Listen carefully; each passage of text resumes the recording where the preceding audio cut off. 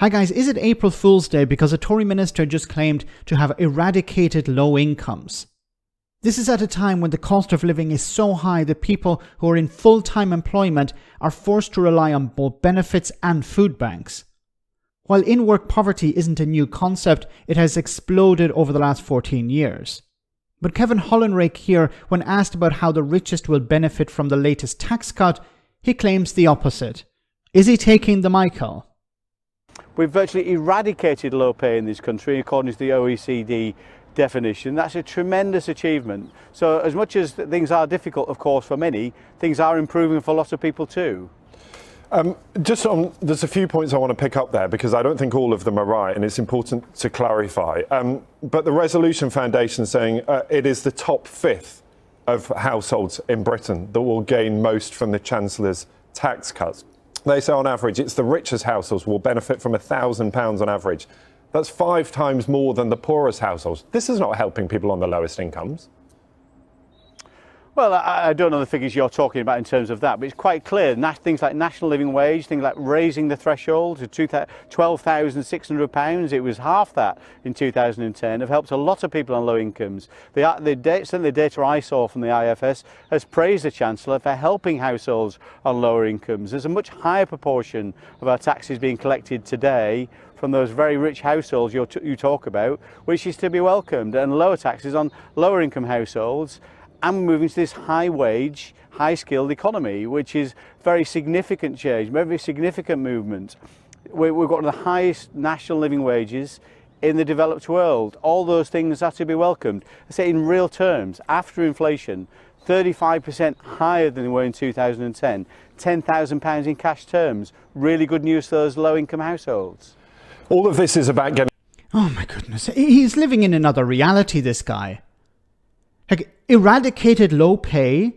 Then why are there so many people relying on food banks? Why is there this concept of in-work poverty that has exploded over the last 14 years? If wages are much higher, then people shouldn't rely on food banks. People shouldn't be in work poverty.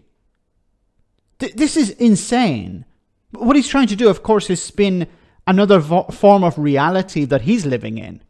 Then he also ignores the point raised by the charity where they said that £1,000 as a result of Jeremy Hunt's tax cut will go to the richest in society. I don't recognize those figures. This is the typical response. Instead of saying, no, they're wrong, I don't recognize those figures. He can't say that they're wrong because it's not wrong. It's data collected by, from the government that's processed by these charities. They look at the data from the government itself, and he can't deny that. But of course, once again, it's £1,000 going to the richest in society, 5 times less going to the poorest in society. That's what it's all about. That's what the Tories have been trying to achieve over the last number of years. The last, few years in particular. Just shovel more money to the richest in society. On the way out, we know we're going to lose our seats. We know we're going to be kicked out of power. Best give something to ourselves in many cases, like Jeremy Hunt, Rishi Sunak and his wife, before we go, because we're going to benefit from this, and give a few pennies to the poorest in society and sell it as a massive benefit. And of course, he's cherry-picking data as well to suit his rhetoric. When it comes to the OECD data, it's like as economies grow, more of them become developed. So he can say, well, we're amongst the highest in the developed nations. And then finally, the icing on the cake is this high wage, high skill economy. The Tories have cut funding for education over the last 14 years. So how are they supposed to achieve this high skill economy? And when it comes to high wages, where wages are not keeping up with inflation. Now he lied here trying to sell this idea that, well, when you factor in inflation, wages are higher as well. No, they're not.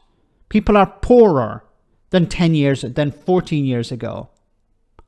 So when the Tories came into power, people's standard of living was higher. Now it's lower. But he's trying to sell the opposite. Absolutely shameful. But maybe it's April Fool's Day. Let me know in the comment section, guys, what you think. As always, your comments are greatly appreciated. Thanks a lot.